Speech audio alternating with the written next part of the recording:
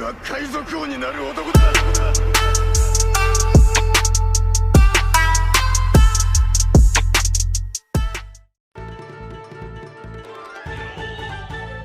Fala galera, sejam bem-vindos ao canal Supernovas, o canal favorito do Eiichiro Oda. Eu sou o Léo e hoje estou aqui com meu parceiro Isaac. Fala galera! E hoje a gente vai comentar sobre o capítulo 1024 de One Piece, Um Certo Alguém. Cara, esse capítulo foi sensacional e a gente vai comentar tudo aqui com vocês. E antes do capítulo, a gente já é recebido com essa capa colorida sensacional em comemoração ao volume 100 de One Piece. A gente já tá na segunda parte e nela como foco nós temos os Mugiwaras. E mano, de verdade, eu sinceramente quero fazer um quadro dessa arte completa. E no segundo andar começa o capítulo com o Sop se aproveitando da desculpa da Big Mom estar lutando naquele mesmo andar para liberar o seu poder, derrubando vários minions com seu hack do rei. Pobres os homens que acham que é o hack da Big Mom.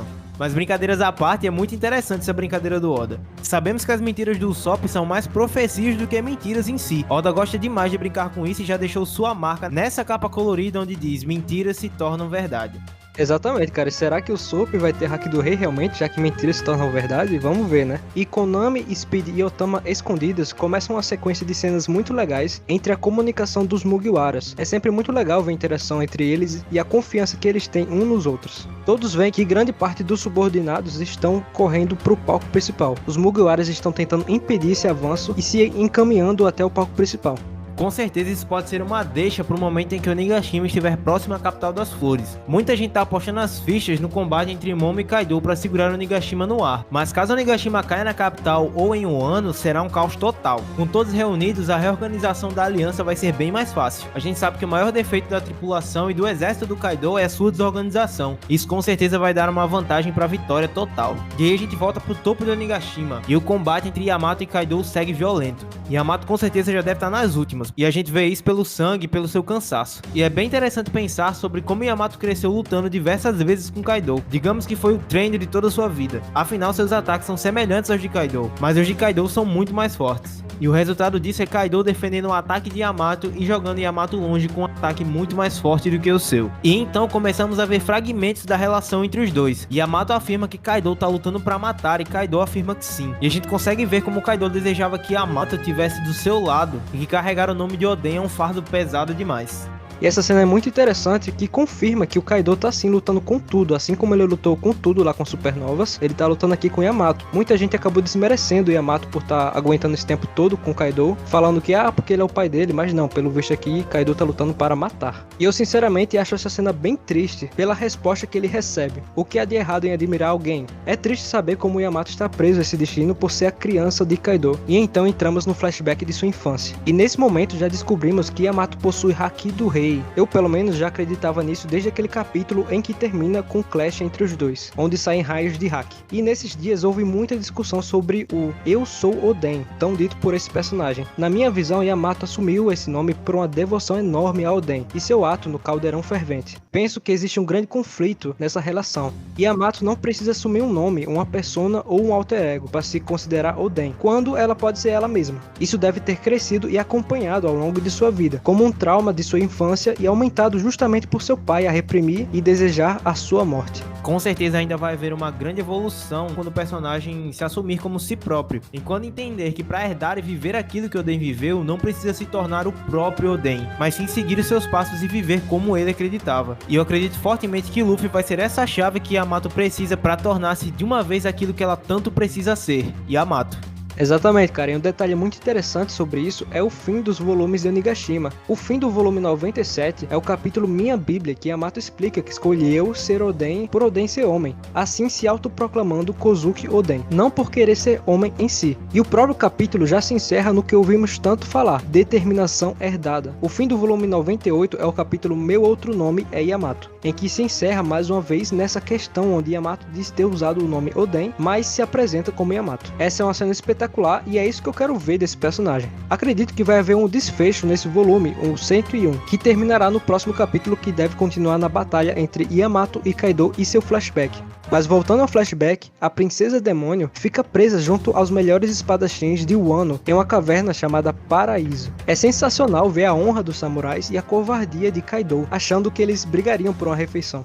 Cara, essa cena é muito poderosa e muito significativa, quando em vez de matar a filha do seu maior algoz, eles simplesmente dão um prato de comida. Eu não sei vocês, mas essa cena me deixou emocionado. Aquilo foi muito forte para uma criança negada e jogada pra morte pelo próprio pai. Me lembrou até a forma como Barba Branca recebeu Ace em seu navio e disse uma frase muito memorável: somos todos filhos do mar. Que cena incrível, senhores. E é então que a gente vê o Zoro, quer dizer, o Shimotsuki Shimaru, dizendo: você nasceu numa família complicada. Essa frase não poderia ter sido dita por outro personagem, né não, Oda? Vemos a técnica dita pelo sensei de Zoro e que vimos lá em Alabasta, na facilidade na qual o Shimaru parte a corrente que estava nas mãos de Yamato. Sensacional, cara. E falando sobre a aparência, sinceramente é gritante como o Zoro ficou igual ao Shimaru no início desse arco, até a palha nos dentes. Quando perguntado por Yamato, ele só responde: como um samurai desonrado vai se apresentar? Me chame apenas como alguém. Mas antes de seguirmos, tem um fato curioso sobre essa cena. A gente não vê o nome dos outros dois samurais, mas com certeza fazem parte dos clãs que ainda não vimos: Fugetsu, Amatsuki ou Uzumi. Considerando que o clã Matsuki da Lady Talk pode ter sido erradicado ou extinto, suposição minha, né? Resta pra nós esses outros dois, e provavelmente eles foram daimyos como Shimaru e Yasuye. Vamos relembrar os daimyos em suas respectivas regiões. Shimotsuki Yasuye era daimyo de Hakumai, Shimotsuki Shimaru era daimyo de Ringo, Kozuki Oden era daimyo de Kuri, e a gente não sabe quem era o daimyo de Udon e o daimyo de Kibi. Dá pra considerá-los como os dois daimyos das suas regiões, já que são os melhores espadachins do país.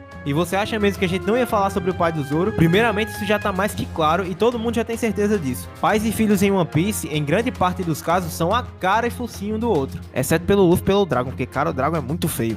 Exatamente, cara, e no vídeo passado, inclusive, o nome do título é Shimotsuki Zoro, e vamos levantar aqui alguns pontos antes de falarmos o porquê achamos isso. Zoro e Shimotsuki Ushimaru são exatamente iguais. Essa semelhança estende-se à forma como manuseiam a espada. Ushimaru morreu há 20 anos, durante a revolta de Daimyo contra Kaido, que claramente será a batalha que veremos no próximo capítulo, caso o flashback continue. Já conhecemos os seguintes fatos. Zoro tem 20 anos de idade. Zoro cresceu na aldeia Shimotsuki. Cresceu sob a tutela de Koushiro. Além disso, ele cresceu em contato próximo com o tal velhote que gritou Tsunashi, ou seja, um grito de Wano, sugerindo fortemente que este era Shimotsuki Kuwazaburo. Koushiro é um Shimotsuki filho de Kouzaburo. O dojo de Koushiro é o dojo estilo da espada Shimotsuki. O Shimaru inclusive segura duas espadas sem camisa nesse capítulo, assim como Zoro, como ele fez no capítulo 5. A Wadoi Shimonji foi criada por Kozaburo e foi tratada como um tesouro da família Shimotsuki. O mestre do Zoro estava preparado para selecionar Zoro como herdeiro do dojo em vez de sua própria filha Kuina. Koushiro presenteou o Zoro com a Wadoi Shimonji. E falando sobre Kozaburo, ele deixou o ano ilegalmente há 55 anos atrás e acabou fundando a Vila Shimotsuki. E dito essas coisas, o que eu acho de Zoro e do Shimaru é o seguinte: há 55 anos, Kozaburo deixou o ano ilegalmente, acabou por se instalar numa aldeia no East Blue. E como ele era um membro orgulhoso do clã Shimotsuki, Kozaburo também nomeou a aldeia de Shimotsuki. Algum tempo entre o desembarque do Kozaburo e o presente, Kozaburo, ou o filho dele, Koushiro, iniciou o dojo para ensinar o estilo de espada Shimotsuki, que era a tradição deles. Então, há cerca de 22 anos, Orochi assumiu o cargo de Shogun. Ele tinha o apoio de Kaido. E como a gente sabe, o ano tornou-se politicamente instável e começou a ser arrasada. E o Orochi começou também a perseguir as elites políticas, os daimyo, para sua vingança. E isso obviamente inclui a família Shimotsuki, que governava o estado de Ringo. Só que aí quando Oden voltou para o ano, há cerca de 21 anos, trazendo alguma esperança para os cidadãos de que ele venceria Orochi,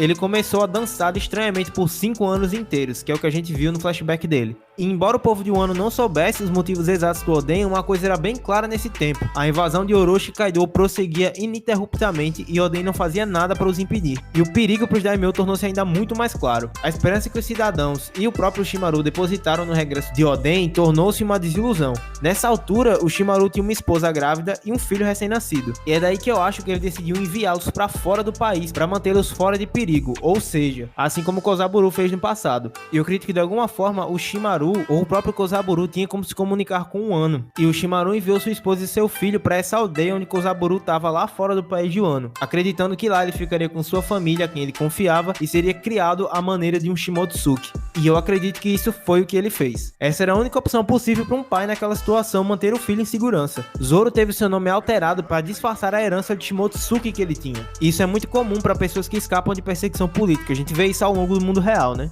E por mais que o ano seja fechada, não se esqueça de que Kaido e sua tripulação estavam frequentemente saindo de lá. Havia sempre o risco de que a família de Shimaru pudesse ser caçada fora de Wano. Claro que o próprio Shimaru não podia deixar o Wano, já que era governador de Ringo e tinha sua honra de samurai, e para garantir a segurança dos seus seu estado contra Kaido e Orochi. O seu povo precisava dele mais do que nunca, e ele também precisava esconder a partida secreta de sua família, caso contrário, toda a fuga seria completamente desfeita e sua família seria caçada por Orochi. E é aí que o Shimaru lutou contra Kaido, assim como vemos no que estava para acontecer no fim desse capítulo. E ele podia dessa vez fazer isso com toda a sua força e toda a sua vida, já que agora sua família estava em segurança. Uma batalha que ele poderia colocar toda a sua alma, Tsunashi. E depois de libertar Yamato daquela caverna, acabou morrendo nesse confronto final versus Kaido, o que eu quero muito que o Oda mostre. E nesse meio tempo, a sua esposa grávida, ou já com um bebê recém-nascido, possivelmente o Zoro, chegaram à vila Shimotsuki. Zoro então cresceu sob a guarda de Kozaburo e Koshiro. Eventualmente, quando Kuina morreu, Zoro recebeu o tesouro dos Shimotsuki, a Wado Ishimonji, pois ironicamente era o último descendente do Shimotsuki que estava na aldeia. Agora Zoro está de volta para Wano para vingar seu pai e seu clã, mesmo que ele não saiba. Isso é uma grande peça do destino que simboliza o regresso à casa do Shimotsuki para Wano. O nosso último pensamento sobre o Shimotsuki é o seguinte: eu tenho uma teoria bem ousada. Com esse flashback continuando de alguma forma e mostrando a batalha entre Kaido e esses três samurais, seria muito interessante apresentar o estilo de batalha de Orochimaru. Imagine o seguinte: se ele tem hack do rei, afinal ele era um daimyo, né, era capaz de governar, só que em forma de Ashura. Explicaria o choque do Kaido e daria uma nova interpretação para isso. Kaido não teria ficado surpreso por achar que Zoro tem hack do rei, afinal ele não ficou nem um pouco surpreso pelo fato do Luffy ter hack do rei e do Kid também. E ele só viu outra pessoa além daqueles homens antigos usar o hack do rei da forma como ele usa quando o Luffy o atacou, e Luffy só atacou ele depois de Zoro. Então de alguma forma ele teria ficado surpreso por aquilo ser um tipo de ataque banhado em hack do rei, uma manifestação de hack do rei, é um tipo de uso diferente. Ouso dizer que o Ashura pode ser uma manifestação, digamos que sobrenatural, do hack do rei do Shimotsuki. Se essa for uma herança do Shimotsuki, um demônio das 9 espadas que personifica o hack deles, seria simplesmente sensacional ao meu ver. O Zoro só usou o Ashura 3 vezes na obra, e a primeira vez que usou com alguém que sabe o que é o hack do rei, o seu ataque com o hack do rei, que foi o Kaido, deixou ele muito surpreso. Isso, na minha opinião, é um dos indícios de que Ashura pode ser a personificação do hack ou talvez até do hack do rei de Zoro. Seria muito louco, né não? E após o Shimaru fazer a mesma pose que o Zoro e mostrar sua orgulhosa tatuagem do Shimotsuki nas costas, eles quebram a entrada da caverna e partem para o confronto final de suas vidas, a luta contra Kaido. Só vimos poucas páginas desses personagens, mas nesse pequeno momento eles já se tornaram memoráveis demais. E imagino que essa cena no anime principalmente vai durar um episódio inteiro, já que eles adaptam poucas páginas do mangá. E eu acho que pode até ficar bem mais desenvolvido e vai ser bem bacana. E Yamato é liberta, então voltamos ao tempo atual, na última página desse capítulo. E ambos se preparam para os seus ataques, e Yamato fala uma frase que simplesmente foi incrível e resume tudo o que é esse capítulo.